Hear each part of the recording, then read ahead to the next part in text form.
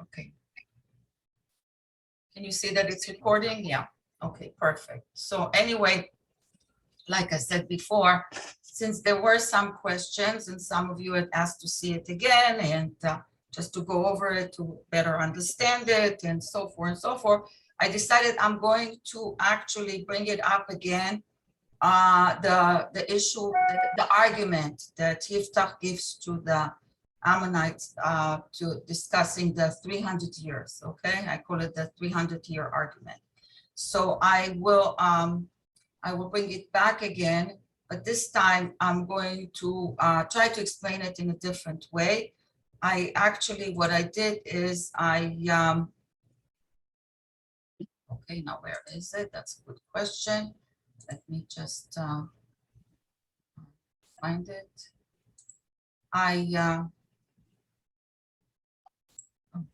Okay, actually,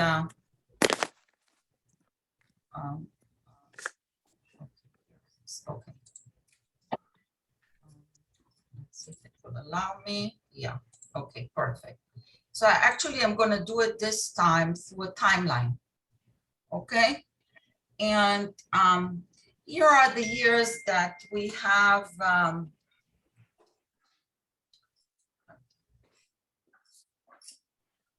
I just running late. Okay. Here are the years that we have the judges in the order that we had them. And really, I want you to concentrate on the year of Jephthah, or Yiftach, as we call him in Hebrew, the Giladi, which was 2779. This is the Jewish year. This is from the time of creation, okay? From the beginning of years, okay? Secular year was negative 982, it's 982 before Christ. So we're looking at this number here, which is very important to us because this is where we are now, basically, okay? Now, I gave you a timeline here, which I had shown you before. I don't know if you recall, but when we did an introduction to the book, I brought this outline to you. So creation is considered at 0. We have Exodus at 2449. In between here, we have the stories of of Noah, Abraham, Isaac, Jacob, Lot. I mean, everything that's happening all the way, going to Egypt, being in Egypt as slaves. In 240-49 comes Exodus, Moses comes and gets us out of Egypt. 40 years in the desert. That brings us to 240-89, right? Then we have Joshua's 28 years of reigning over the Israelites, right? Joshua dies and everything starts going south. The generation of Moses is not there anymore. The generation of Joshua dies as well. As they die, we're getting in trouble and we're getting into the cycle, the evil cycle that takes us to the book of Judges. Okay? Now, if you pay attention, Jephthah is about 2779, which we are right here, somewhere in between the 2517 and 2872. We have Yiftach at the year 2779. Now, if you compare it to Exodus, you see from 2449 to 2779, how many years? How many years? From 2449 to 2779? 300 years. Yeah. These are the 300 years that he's talking about when he makes his claim against the attack of the Ammonites, okay? His political speech or political argument against their attack, okay? This is what he's talking about. So he's telling them what was here, not what is now, but what was here. And what was here has nothing to do with what was now. Because the fact that now they lost so much of their borders, of the size of their country, has nothing to do with the Jews because they were nowhere near this area. Who did they have to a war with? With the Amorites. Who took the land and pushed them further east from the Jordan River? The Amorites, okay? So he comes now and he tells them basically, why are you attacking us? This is not your land. You have no jurisdiction over this land right now. We didn't take it from you. We now had a war with the Amorites and we conquered this area from the Amorites. This has not been your area, your country, your land for 300 years now. If you wanted it back, why didn't you go fight the Amorites for it? Why haven't you done anything for the 300 years that you've been away from the Jordan River? Does that make more sense to you? Is that more clear now? Do you understand now the argument? Yeah. Yes, no, maybe out loud. I want to hear. Any questions now before I go to the map? Any question on this? Well, they could still have a claim to the land. Why? I mean, they didn't give up their claim. I mean, it's the same thing in But they the did. Jews didn't give up their claim to the land. I'm sorry. The Israelites didn't give up their claim to the land for 2,000 years, so they didn't give up their claim to the land. Yes, that is true. The Israelites did not give up their claim to the land because God told us we need to go to Canaan, right? Okay. Well, their God told them to do it. Right, but now we conquered it from the Amorites. We didn't conquer it from them. That is the difference. So if we have an issue, the Amorites should have an issue with us. Okay, but the reason we conquered it from the Amorites was because the Amorites attacked us and would not allow us. Okay, let me go through the story. Would not allow us to go through. Okay, so if we look at this map here a minute, you'll see that we have the Moabites down here, right? We came from Egypt, we went through here, we tried to cut through, we spoke to the Moabites, they wouldn't allow us to go through, but nobody attacked us and we did not attack them. We didn't fight them to go through. We kept on going. We came to the Ammonites and asked them, we said, we don't want any of your land. We just want to go through so we can go to Canaan. They refused to allow us. So then, but they didn't attack us. Then there was no war and we did not attack them either. So then we went up here, who was here, all this area actually belonged to what we see Gilad also to the Amorites. And we go to the Amorites and ask for the same thing. And the Amorites say no, but they don't just say no. They attack us and take us into war. We fight them, we win the war, and we get all the land that the Amorites controlled, which included a part of the old Ammonites, which was right here. And the Ammonites get pushed back even further, actually, at that point. No, later on they get pushed back. Okay, so we just get the land that belonged to the Amorites. Now, why did the Amorites attack the Ammonites at that time, 300 years prior? They wanted a way towards the Jordan River, control over the Jordan River, so they can get control on going west and get into the Great Sea. They had the main road, the highway, the King's Highway, which passed here and went all the way into Egypt, from Syria all the way into Egypt. So they wanted to have control over that. And that was why the Amorites, 300 years prior to our story now with Iftach, went into war with the Ammonites. They did not totally destroy them.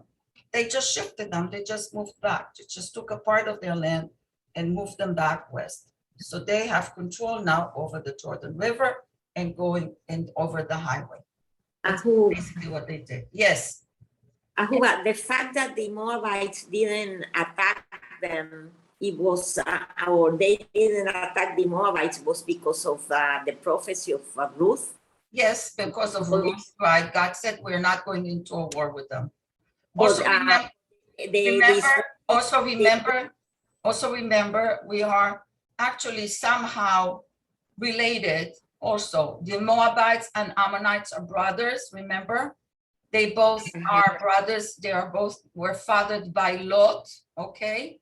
Lot and Abraham have a connection, right? So it's all in the family. They are children, the Ammonites are also children of Lot. Yes. Who I spoke the- about it last class. The Moabites and Ammonites were fathered by Lot. By who about with his daughters. we knew as our people knew that the Moabites, we couldn't attack them because of the prophecy of Ruth, but they didn't know that. Of And course, they didn't didn't know attack that. us. God told us not to get into war with them, and we didn't. But they didn't, they could have attacked us and they But didn't. they They did didn't not. want. They did not. It's the fact. They said, no, we don't want you to go through, and we didn't go through, and that was fine. Okay. But I Okay. guess when we came to the Amorites, I would say maybe a guess, a wild guess. You've gone through here, through here, through here. That's the last choice you have. You can't go any further. Where are you going to go now? So you know what? They are going to attack us no matter what now, the Israelites, because they don't have another way to go there. We know their God. We know the issues, that their history, obviously. So they did. Okay. So, but remember that we're talking of this, the war with the Amorites took place when Joshua comes into the land, okay? That's in the time of Moses still, okay? That's the time of Moses before Joshua takes over. Oh my goodness. Before Joshua takes over and passes through, before Moses dies. The war with the Amorites took place somewhere here, okay? So this is way before our time right now in history that we're talking about. Okay, so this is why he made the claim that he did. Here's another map that show you, see, this is the kingdom that around Damascus, the Syrians, that's the kingdom that belonged to around Damascus, the Armenians, okay? This is what they took away from the Ammonites, who at the time were all the way here, okay? So they pushed them back. And this is where the Israelites now put their 2.5 tribes, the tribe of Reuben, the tribe of Gad, and half of Manasseh here, where the Arameans were. Okay, this is what happens because Moses promised them that they can stay on the east side of the shores of the Jordan River. So once we got this part of the land, he said, okay, you want it, it's yours. Okay, so this is what we're talking about here. Another map here will show you. Also, I showed that map before. You see the Moabites now have the borderline. The river borders with Reuben, the tribe of Reuben. Tribe of Reuben is into Gad. This is Manasseh on the east side, which is kind of divided into the Gideonites and the two areas. Okay, the two areas here. And then there is the Manasseh that's on the west, and Ammon, Rabat Ammon, until today, Rabat Ammon in Jordan is here. Okay, now think about it, because this is very similar to what happens today also. Now, when Iftach comes and they go into war with him, what happens is they get pushed even further away. They lose the war and they get pushed even further away into the desert. Think about it. This is just about the situation that we have today. Had Jordan not gotten into war with us on the 6-day war and would have stayed like we told them, stay put, because we're not going to do anything to hurt you. But they listened to the Egyptians and they ended up with losing land. And we ended up with the Palestinians. Palestinians have really no right to this land. It's Jordanian land. It's a very similar situation that we're holding right now, okay? So think about it. And like I told you before, there's until now an international law. And what does it say? We'll go over it again. territory that is won from an aggressor in the course of a defensive war need not be surrendered. Certainly not in absence of adequate security guarantees. And this is what the situation that we have with Syria. And we said, no, we are not going to surrender. We're going just because we were almost by Damascus. We allowed them to have all this area, but not no further than the Golan Heights. Why? Because this is our security guarantee. It's an aggressor. We're not going, you're not recognizing us as a nation, not as a people, not as a land, not as a country, not nothing. And you're aggressive against us. So this is our security guarantee. It's very interesting because you see how it applies to today all the way. And then, and certainly not in a hostile entity that did not exercise jurisdiction over the territory at the time of the conflict, which this is a situation east of the Jordan River, the West Bank and all of that, okay, with the Palestinians. Yes, Michael. Okay, Yahuwah, so if this is a principle of international law, and we can read it together with you, we have read it, then why did the United Nations on Resolution 472 say that Israel has to go back to pre-1967 borders? But if you get guarantees, I'm sorry? if we get the guarantees, No. well, It- we never followed on it, No, right? no. My question is, Why did they say it? Right. why did they say it if they know that this is international law? Absolutely. Why And did they this say is you have why- to go and back? this is why it never happened.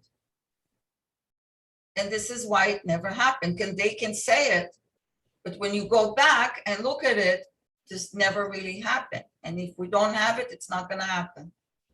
Because the UN can say whatever it wants. Exactly. Look at what happened with Egypt.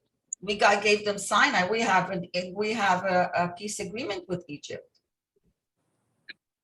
Yeah, but the problem is international law is very elastic, and the Of longer course, that of UN course. the longer that UN resolution stays there over time, that could become considered international law.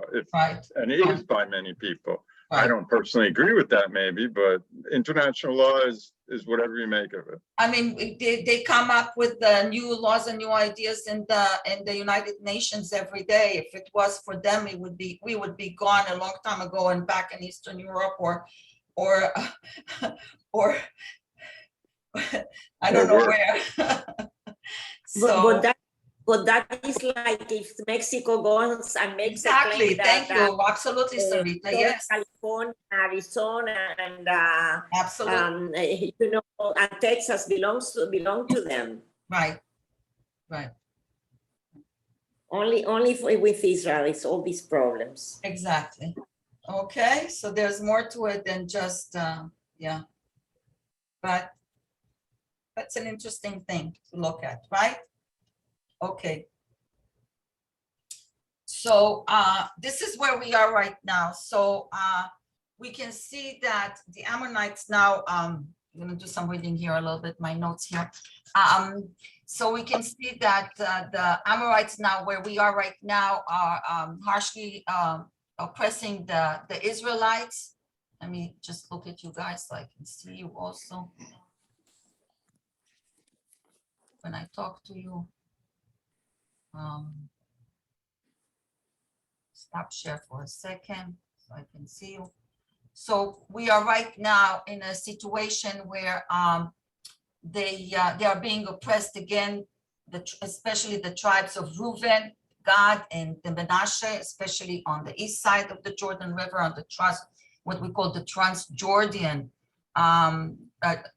Jordanian highland of Gilad, which is the southern part of East Menashe, and they think that they can go and reverse the 300-year history and go back to get their way through to the Jordan River. And now what happens, like I told you, they actually get pressed westwards. and even further west, okay? Now, because the offer for peace was rejected, there is the conflict, and there's the war, and they are further west, I'm sorry, further east, and we get the full control over this area. And now they decided they want it back. You know, maybe the Israelites are not as strong as they think that they are, and we can absolutely regain this section of the country. We'll go back to it, and we'll start with, unfortunately, the national triumph was spoiled by Iftach's personal tragedy. Okay, that's the other part, the second part of the story. Since he had impulsively pronounced an oath on the eve of his entry into the battle, which will say, if you will completely surrender Bnei Ammon into my hands, then that which literally he that shall go forth from my portals of my house to greet me when I return in peace from Bnei Ammon will be for God, and I shall offer it as burnt offering. Upon his triumphant return, what happens? Who comes in front of him with in dance and song? His daughter, his one and only daughter, who was never married, still a young girl. In the end, after she had wandered for 2 months, remember, she had asked for 2 months to go out with her, accompanied by her friends, lamenting her fate among the fertile hills of Gilad. Her father fulfilled his distorted pledge of devotion and sacrificed her in the name of God.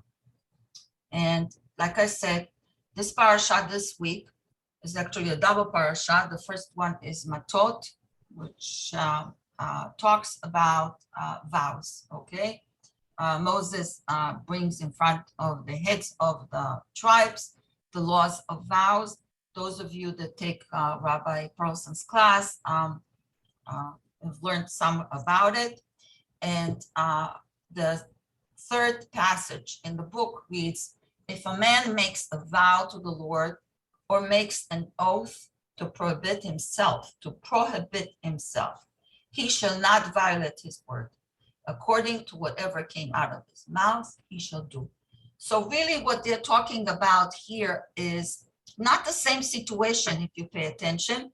This is just saying here, talking about an oath that somebody prohibits himself from doing something, okay? Like, I promise I will not eat shellfish ever again in my life, okay?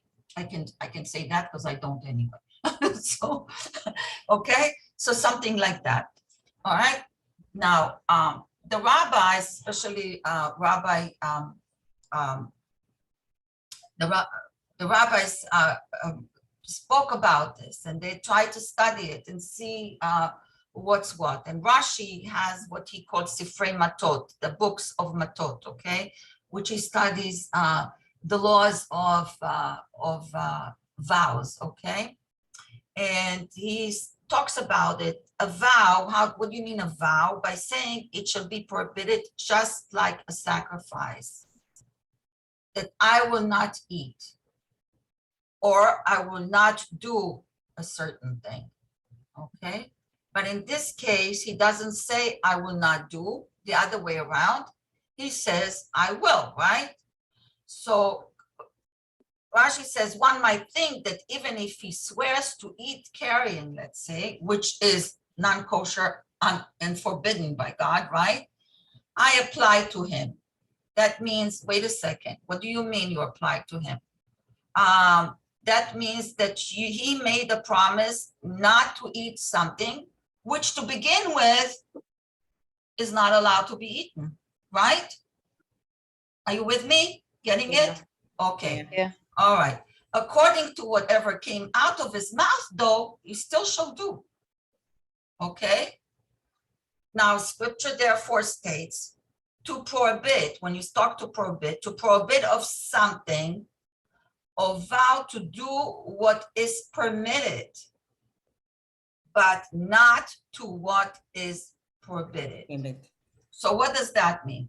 Can somebody, can you understand what it means? What he wants to say with that? Anybody?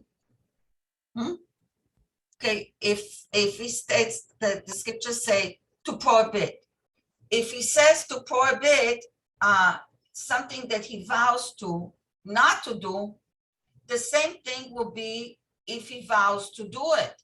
If it's permitted or not permitted, okay, it's the same if he vows to do it or not do it. He says, it's like, from this we learn this, okay, kind of a thing, you know, from reading this, we assume this is the opposite is also, you know, or the other side is also correct.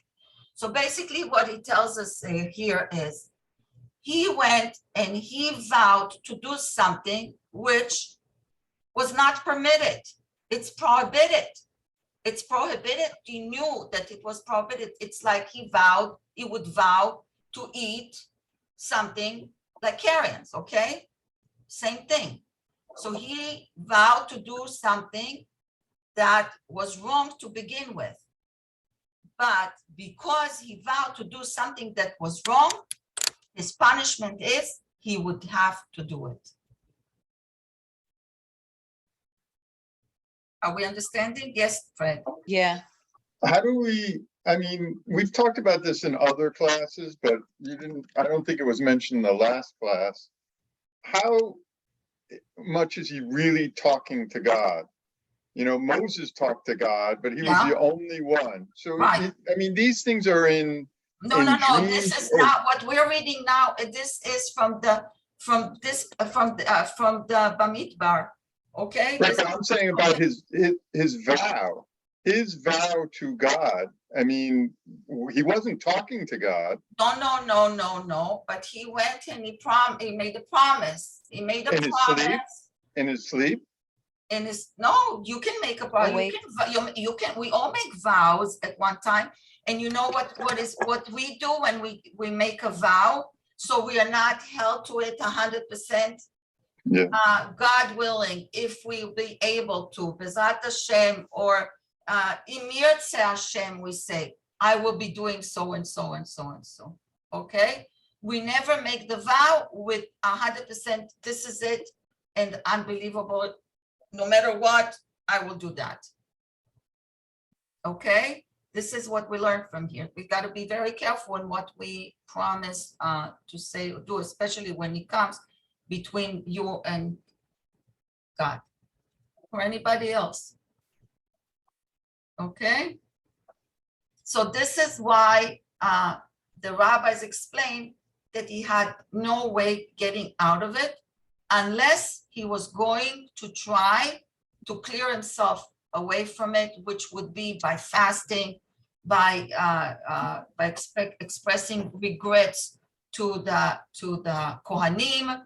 He might have been able to do it, but why he didn't? Because he believed that what he was doing was right, because he was very much in control of the other gods that were surrounding him, the other people that were surrounding him. Unfortunately, that he was under their influence. And we will see now in the reaction of his daughter how that comes to into effect. So in response of Yiftach's daughter, you read, and she said to her father, let this thing be done for me. Refrain from me 2 months, and I shall go and wail upon the mountains, shall cry herself out. And I shall cry over my virginity, not over my life, over the fact that I was never being able to get married and have children, I and my companions. And he said, go. And he sent her away 2 months. And she went with her companions, and she cried over her virginity upon the mountains. And it was at the end of 2 months that she returned to her father, and he did to her his vow, which he had vowed.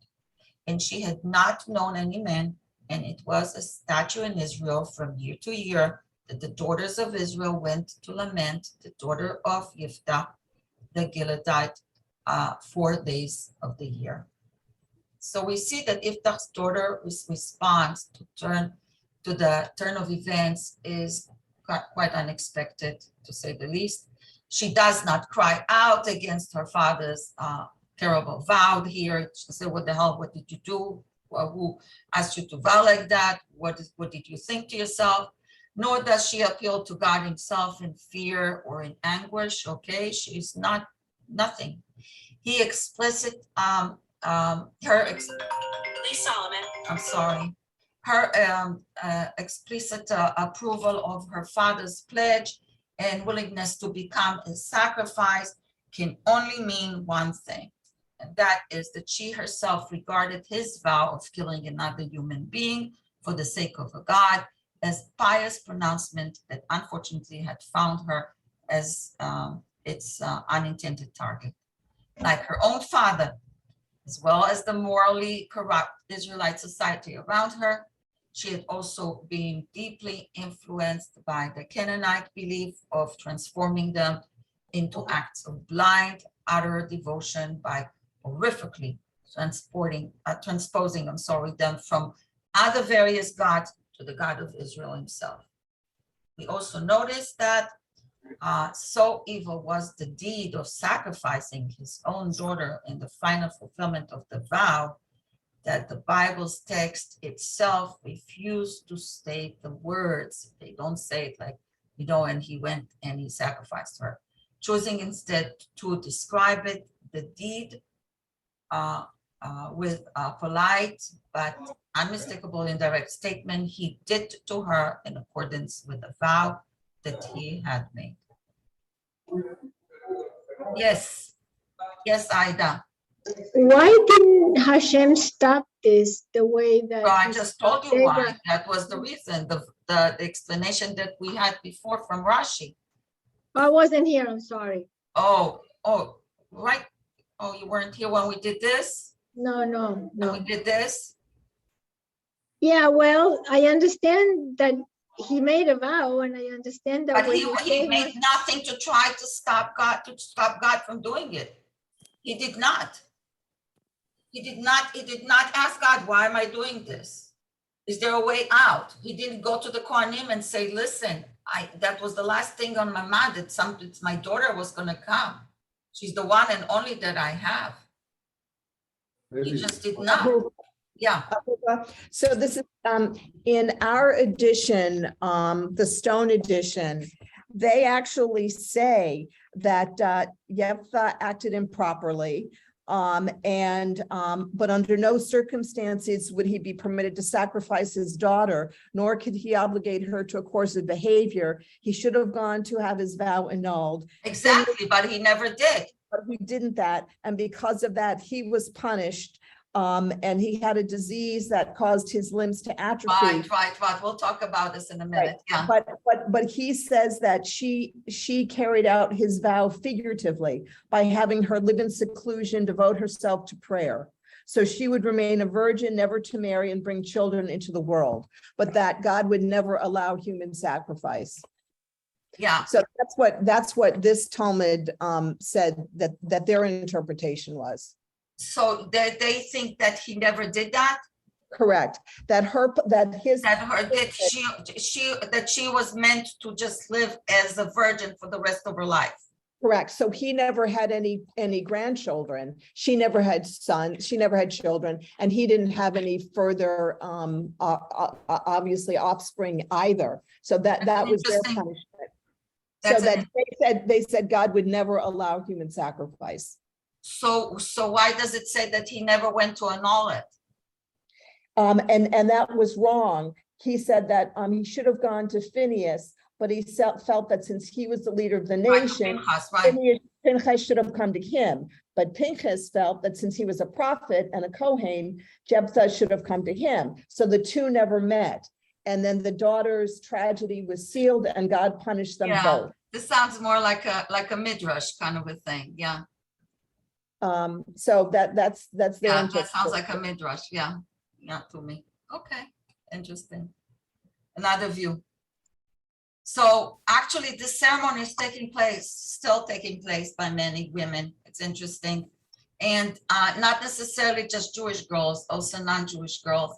And they also, not only that they get together for the 4 days and they mourn, some of them do it 11 Cheshvan, that's the mourning the death of Rachel, Imenu, and some of them do it at the solstice of the winter solstice time, that they say that this is when his daughter passed away or was killed, or however it was. And they and some of them, it's interesting, I was reading about that, and they write poetry that they read, and they do some kind of plays in the 4 days that have to do with the subject.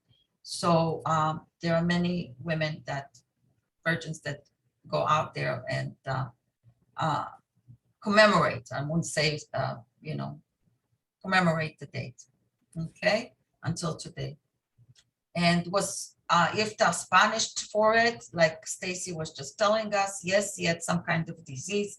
Our says say that his limbs kept falling off of him, and they were buried in different places, each part of him. Every time a limb would fall off, it was buried somewhere else, wherever it happened that he would be at that time, until he completely died and was buried. And how do we know it? We will read in chapter 12 now that it says, and he was buried in the towns of Gilad, in plural, okay? The many towns of Gilad, meaning they really don't have until he goes into the final burial, okay? So like Stacy was saying, yes, it's true. This is what the rabbis tell us. So just a question, although you might not know. I mean, Yeah. that sounds like that was leprosy, which is how It people. could have been describe it. leprosy, could have been very well leprosy, because especially because of what he did. Right, but wouldn't weren't people with leprosy cast out? Yes. And leprosy was mostly skin, I would say. Right, but because of the nerve damage, people then had traumatic. Yeah. Anyway, but if it was leprosy, he would have been cast out of the. Yes, it would Okay. have to be, yeah. So while the event regarding the sacrifice of Iftar's daughter is recorded now here at the end of this chapter 11, the commentaries really tell us that this is only for the sake of considering the literature, considering the story, in order to attach the sacrifice to the victory that was emphasized here, over the Ammonites. But truthfully, it probably happened after the events of chapter 12, before he himself dies, and we will see why, because the events, this kind of is like trying to complete this shocking episode, okay, and close the story, not to go back to it after. So they keep it here. And what happens really now in chapter 12 supposedly happened before the story that of him with his daughter being sacrificed, okay? So just keep that in mind. There's 2 months that she goes away to the mountains. And during those 2 months, what happens is what we're going to be reading in chapter 12. Okay, so we're going to go through it. Well, Yes. Before you move on, just to clarify, if somebody lost a limb today, and it was buried, they would dig up the limb and then bury it with the body. So I'm surprised they left the limbs in these various towns and they didn't go back to dig them up and bury them with the Well, body. that was supposed to be his punishment. Yeah. Okay, and we will see, because there's a lot more things that he did, just to add on to his to add on salt to injury. Right, to add insult to injury, correct. Thank you. So this chapter opens with the men of Ephraim crossing over the Jordan River towards Gilad to Mitzpah. The place was called Mitzpah, complaining that Yiftach did not invite them to join in the battle against the Ammonites. Do you recall another time that Ephraim did that to Gideon? Remember? Yeah. And asked him, why didn't you call us to come and help you? But Gideon, how did Gideon handle it? Very politically correct. He said, oh, you guys, what you did was much more important than what I did. And you did not need to go into war. I did the war, but you killed the two kings that ran away. And that is much more glorified than what I did by the war. I don't know if you recall the story in Gideon that we read. The events of chapter 12 happened before, like I said, the daughter of Yiftach met her final fate. Since the tribe of Ephraim actually complained to Yiftach as soon as the battle was completed, threatening to burn down Yiftach's house in retribution. And we read in the quote from the book, and the men of Ephraim were gathered and passed to the north, and they said to Yiftach, why did you pass to fight against the children of Ammon? And you did not call us to go with you. Your house will burn upon you with fire. Wow. Is that a vow? No, not to God, to man, promise. Okay. Ephraim is here. West Menashe here, East Menashe here. Okay. God here. Reuben, God, East Menashe, West Menashe. Menashe is already divided in two. Okay, now we have Gilad and we have Bashan. So remember we said this river that runs in between these two sections of East Menashe basically divides them.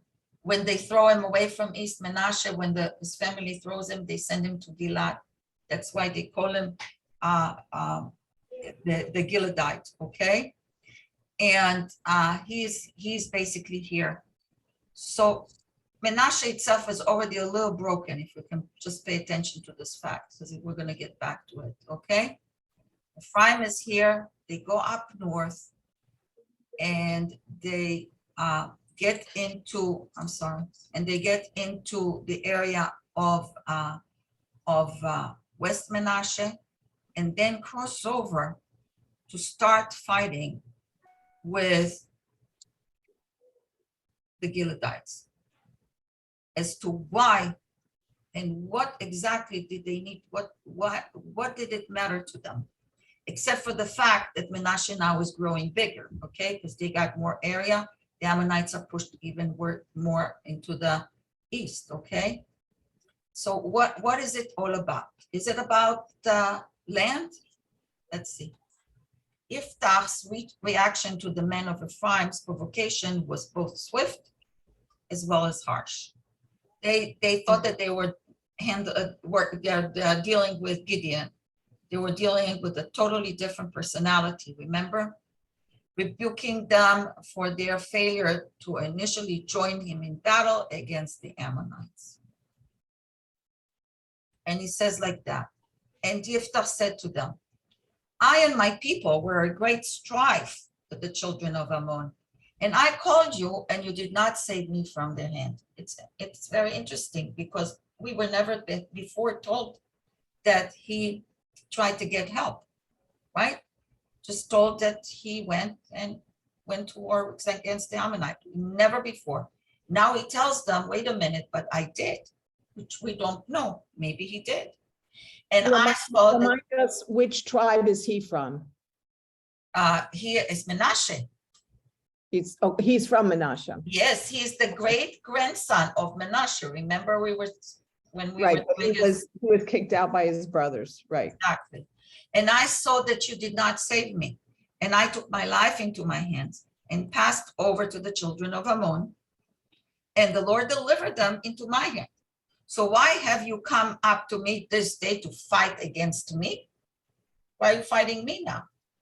And Yiftach gathered all men, he's not waiting, of Gilad, okay, not the northern part of Menashe's land there and fought with Ephraim. He always is with his own people. He's got his own gang that he created that he goes to war with. And the men of Gilad struck Ephraim because they said this way, lowest of Ephraim would say, that means the lowest in society in Ephraim would say, of what importance are you, Gileadites? Who are you? In the midst of Ephraim and in the midst of Menashe. Comparing to Ephraim and Menashe, who are you? Now, what's the relationship between Ephraim and Menashe? Brothers Right. Whose sons are they? from Joseph. Exactly. Joseph. So they are Joseph's son, remember, okay? They're not Joseph. really one of the tribes because they're really not sons of Jacob, okay?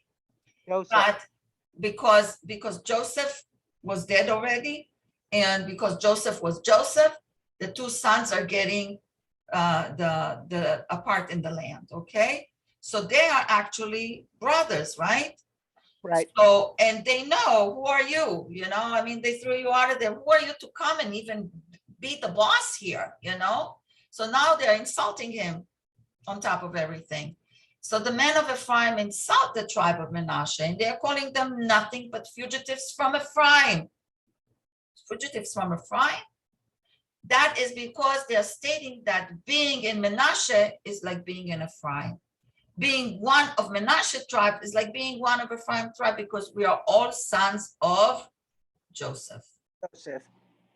Okay? So on top of everything, now they are insulting him. And you really don't belong to any one of us because you came from the prostitute. You don't, you know, you have nothing to do with us. So what did the men of Ephraim really mean by that? Let's look what they tell us. The Malbim, the rabbi tells us like that. Explains that Ephraim thought it improper for the tribe of Menashe to have chosen a leader and act as the spokespeople of the tribe of Joseph. They took over. Who was the elder? Who was the firstborn? Can I remind you the hands of Jacob when he blesses the boys? What's the blessing? Yesimcha ke Ephraim uMenashe, right? But why Yes. is it Ephraim uMenashe? Because he The oldest. no. He's not? Wait, Because didn't he- they? he made it because Jacob, when he blessed them, he made the change. But who is actually the older one? Menashe is the Menashe. older one. Yeah, Wasn't Menashe. that the one where the father was like, he's the older one, but this one's gonna be the leader of more? Exactly. So Joseph tells him, Dad, what are you doing? Says, I know exactly what I'm doing. Okay.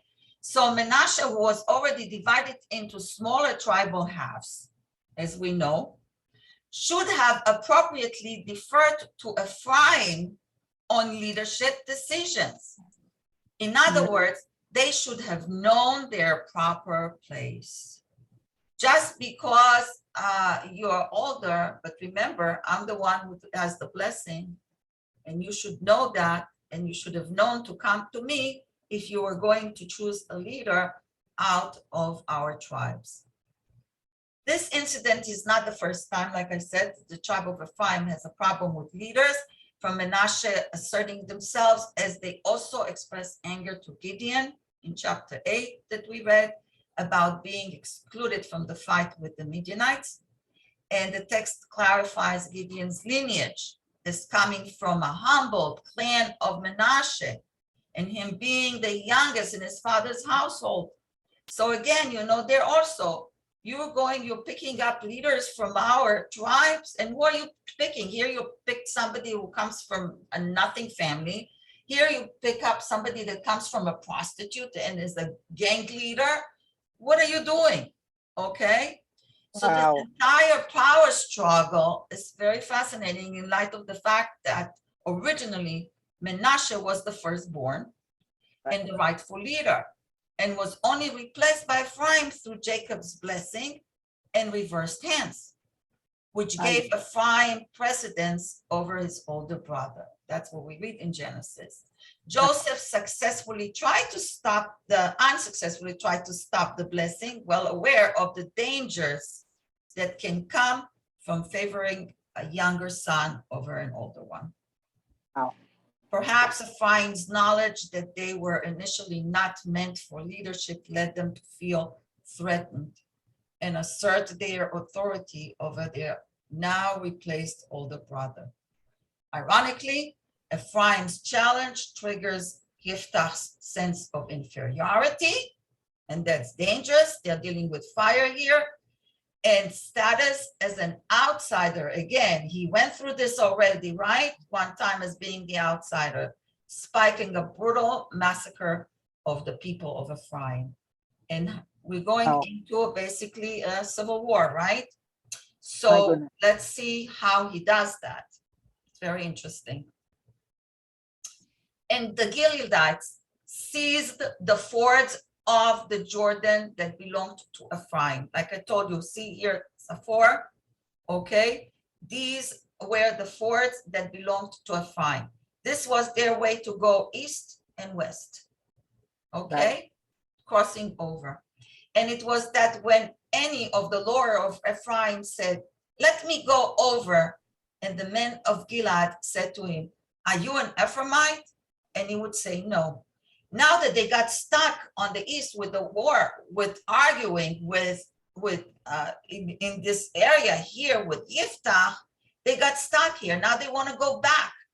Every time they would want to go back, they would ask them, are you an Ephraimite? And they were afraid to say no, because they would kill them, right? So they would say, no, we're just going to Menashe, right?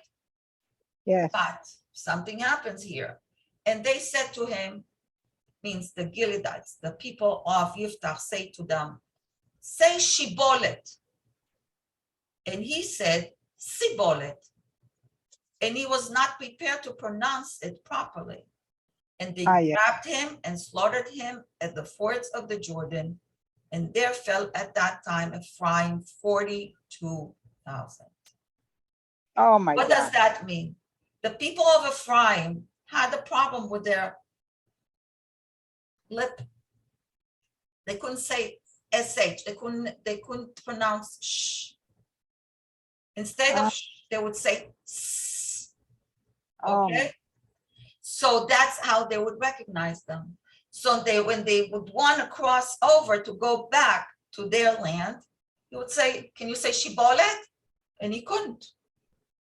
You're not a Menashe guy, you're an Ephraimite, and you would kill him. Yes, Fred.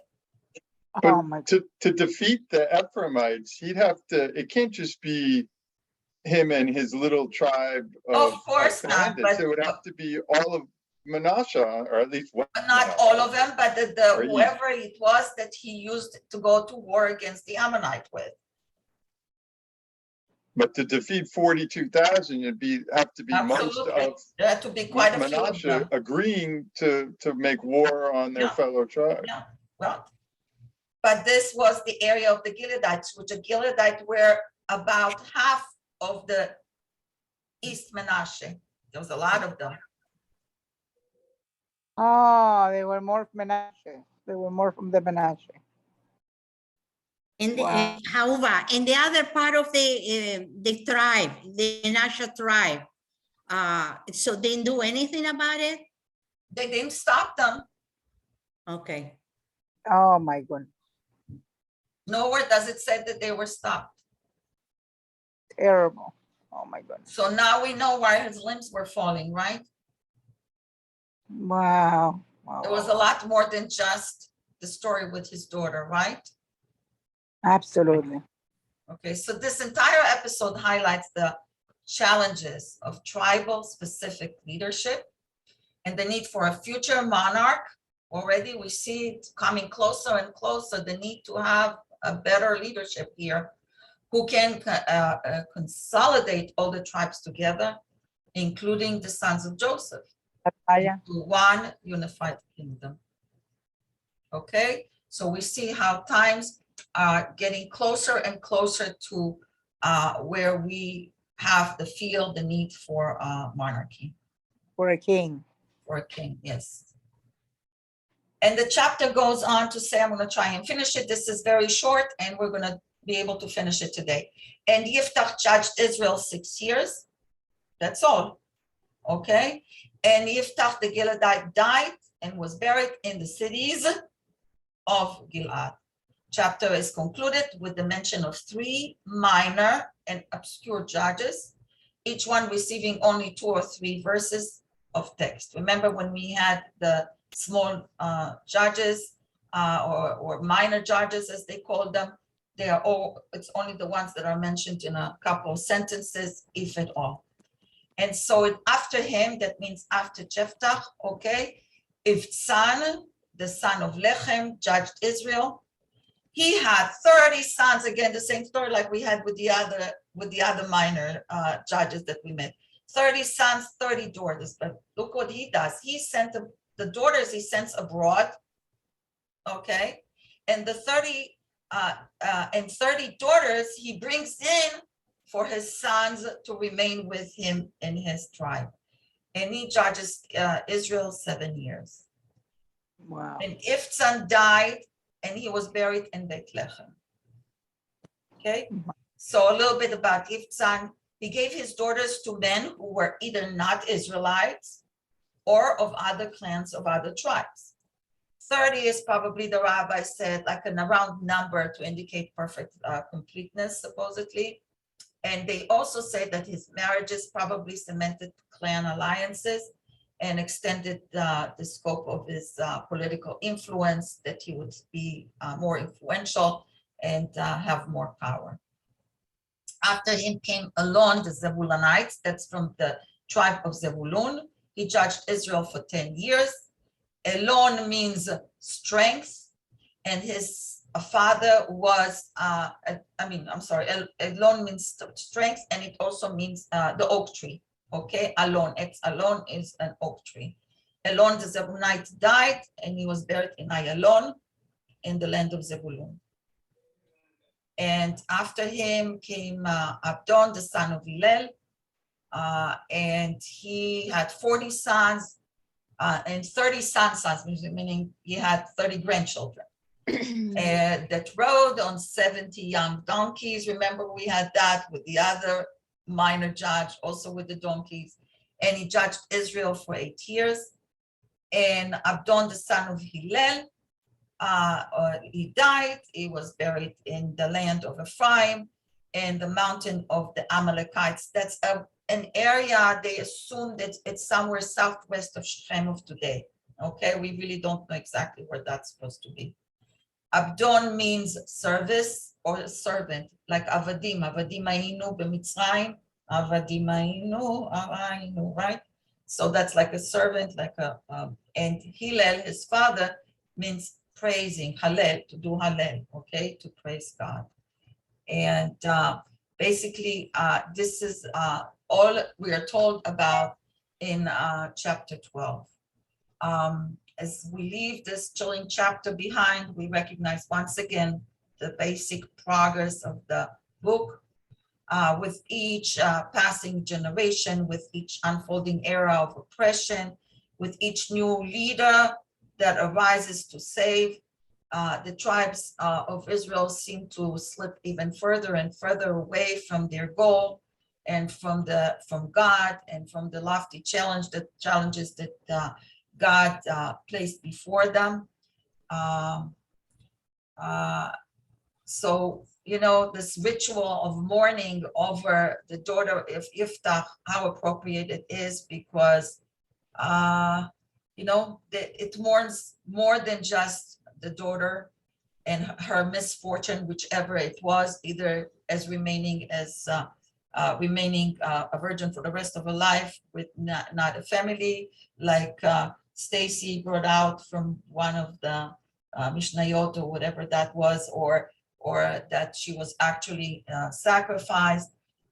Truly, there is a lot to mourn in total, in conclusion of, you know, of this chapter entirely. And as for us, you know, I think The question really remains to nag us maybe. And as uncomfortable as we may feel about asking this question is, how will these tribes ever, okay, succeed in changing the course of life for themselves, and work better with each other. And we will Get see along with that, each other. we will see that next time. I'll just stop for a minute here.